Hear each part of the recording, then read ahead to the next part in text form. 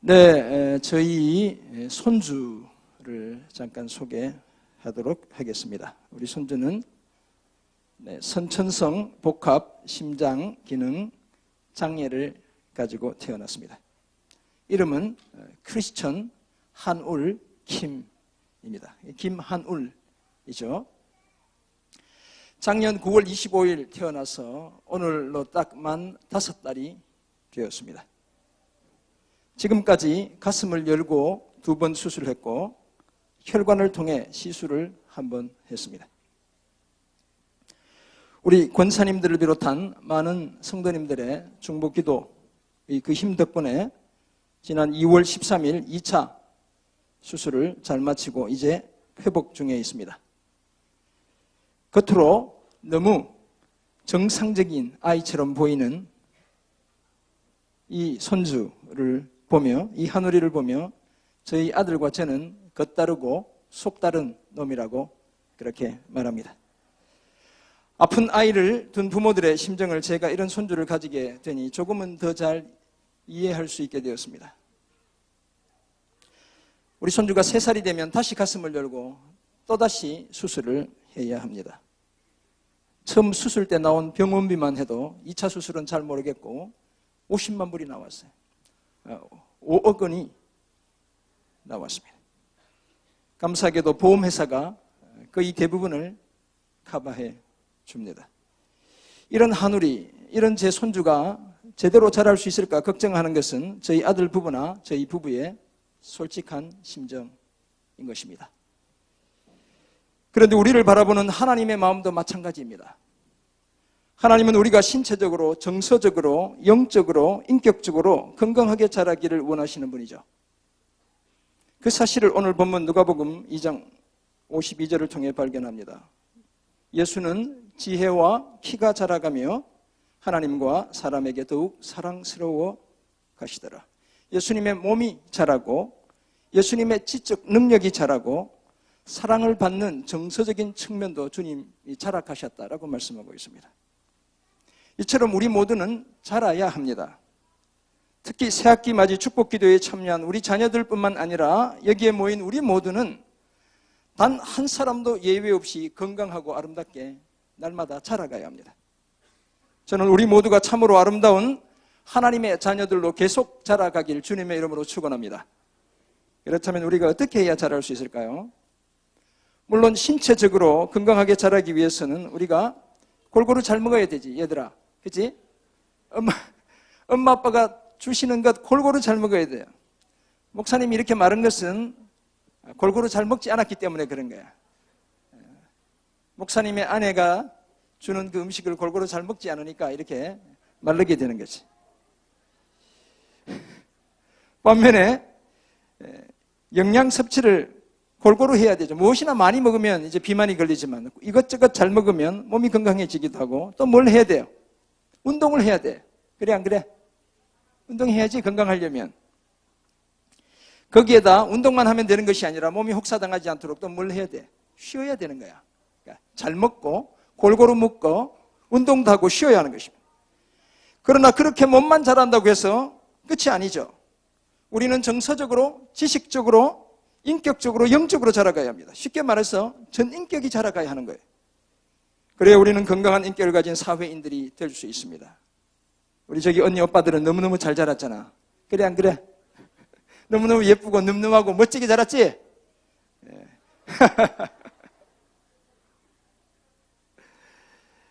그런데 하나님은 특별히 우리가 영적으로 잘 자라나기를 원하시는 분이세요. 그것도 예수님처럼 자라고 예수님의 분량까지 자라기를 원하시는 분이 하나님이시죠. 그렇다면 우리가 어떻게 해야 그렇게 자랄 수 있을까요? 오늘 목사님이 3가지를 말씀하려고 해요. 먼저 하나님의 은혜를 통해 자라가야 합니다. 뭘 통해 자라야 한다고? 하나님의 은혜를 통해 자라야 한다는 거예요. 우리를 자라게 하시는 분은 하나님이에요. 그래서 사도 바울은, 우리가 잘 아는 바울 선생님은 고린도전서 3장 6절과 7절에서 이렇게 말씀해요. 나는 심었고 아볼로는 물을 주었을 때 오직 하나님께서 자라나게 하셨나니 그런즉 심는 이나 물 주는 이는 아무것도 아니로되 오직 자라게 하시는 이는 누구라고? 하나님뿐이니라 라고 말씀하고 있어요. 세상의 온갖 보양식보다 더 좋은 것이 하나님의 은혜인 것이에요. 하나님의 은혜는 변하는 법이 없고 포기되는 법이 없어요. 우리의 모든 잘못이나 실수보다 더 커서 그것을 완전히 덮을 수 있는 것, 그것이 있다면 바로 하나님의 은혜. 그래서 우리는 주일 오전, 여러분들은 어린이들은 잘 모르겠지만 어른들은 주일 오전 예배를 마치며 이런 노래 부르죠. 한량없는 은혜, 갚을 길 없는 은혜, 내 삶을 애워 사는 하나님의 은혜. 우리 이렇게 부른단 말이죠. 그러면서 우리 예배를 마치는 거예요. 더구나 하나님의 이 은혜의 장막은 가장 안전한 곳이에요. 그 어떤 위험이나 위협이 우리를 해칠 수 없어요. 그러므로 우리는 이 하나님의 은혜를 통해 자라가야 합니다. 은혜의 우산 아래 머물며 은혜의 강에서 헤엄치고 마음껏 이 은혜를 누리며 자라가야 합니다. 그래야 우리는 영적으로 건강하게 자라갈 수 있습니다. 하나님의 은혜를 통해 날마다 아름답게 자라가는 우리 자녀들, 우리 귀한 부모님들 다 되시기를 주님의 이름으로 축원합니다. 두 번째, 우리가 영적으로 건강하게 자라기 위해서는 첫 번째 뭘로 자라야 한다고? 하나님의 은혜로 자라야 하고, 두 번째는 하나님의 말씀을 먹고 자라야 합니다. 하나님의 형상과 모양을 따라 만들어진 사람은 유일한 인격적인 존재이고 영적인 존재예요. 우리는 하나님을 닮은 사람들이지. 이런 우리에게 하나님의 말씀은 우리의 영의 양식과도 같은 것입니다. 그래서 우리는 날마다 하나님의 말씀을 먹어야 하는 그런 존재이죠. 시인은 시편 19편 7절에서 이렇게 노래합니다. 여호와의 율법은 완전하여 영혼을 소성시키며 여호와의 증거는 확실하여 우둔한 자를 지혜롭게 하며.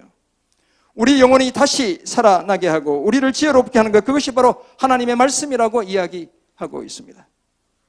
한편 예수님은 말씀이신 자신이 생명의 떡이라고 말씀하시고 자신이 하신 말씀이 영이요 생명이라고 또 하셨어요.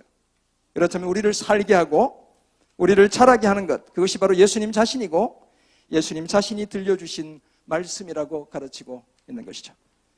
더구나 하나님의 감동으로 기록된 성경, 곧 하나님의 말씀은 교훈과 책망과 바르게 함과 의로 교육하기에 유익합니다.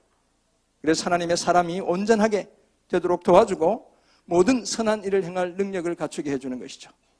성숙한 그리스도인으로 자라나게 하는 것, 그것이 바로 하나님의 말씀이 하는 일인 것입니다. 이 사실을 기억하고 우리의 영의 양식인 하나님의 말씀을 늘 먹으며 아름답게 자라가는 우리 모두 되시기를 주님의 이름으로 축원합니다. 세 번째, 우리는 하나님의 돌보심을 통해 자라가야 합니다. 하나님의 은혜를 통해, 하나님의 말씀을 통해, 하나님의 돌보심을 통해 자라야 한다는 것이. 세상의 식물들은 자연 환경 속에서 저절로 자라지만 대부분의 동물들은 결코 저절로 자라지 않습니다. 특별한 돌봄이 필요한 것이죠. 종족을 보존하기 위한 엄마와 아빠의 특별한 희생이 필요해요. 모든 동물들은 새든 물고기든 짐승이든 가리지 않고 다 특별한 엄마와 아빠의 희생이 필요하죠. 우리를 향한 하나님의 모습도 마찬가지입니다. 인생의 광야를 지날 때 하나님은 우리를 독수리 날개의 어버 하나님께로 인도하시는 분이죠. 친히 우리를 안아서 목적지까지 인도해 주시는 분이 바로 우리가 믿는 하나님이라고 이야기하고 있습니다. 생명 싸개로 우리의 목숨을 지켜주시는 분이 우리가 믿는 하나님이시고, 우리의 부모님은 혹시 우리를 잊을지라도 여호와 하나님은 절대로 우리를 잊지 않는 그런 분이라고 성경은 말씀하고 있어요. 심지어 우리의 부모님은 우리를 버려도 여호와 하나님은 항상 우리를 영접해 주시는 분이라고 성경은 말씀하고 있어요. 거기에 대해 죄와 사망의 권세에서 우리를 건져내시기 위해 자신의 목숨까지 버리시며 우리를 사랑해 주신 분, 그분이 바로 하나님이라고 말씀하고 있습니다. 자신의 눈동자와 같이 항상 우리를 지켜주시는 그분이 바로 저와 여러분이 믿는 하나님인 것이죠.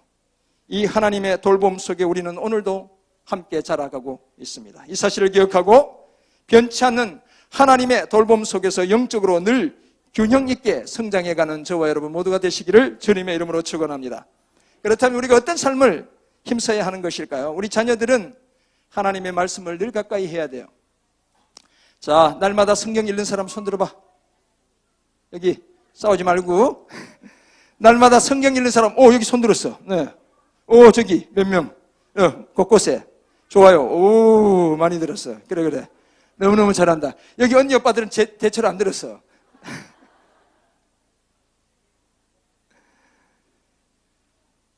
우리 차정윤이 어디 갔나? 정윤이? 오, 저기 있구나. 그래.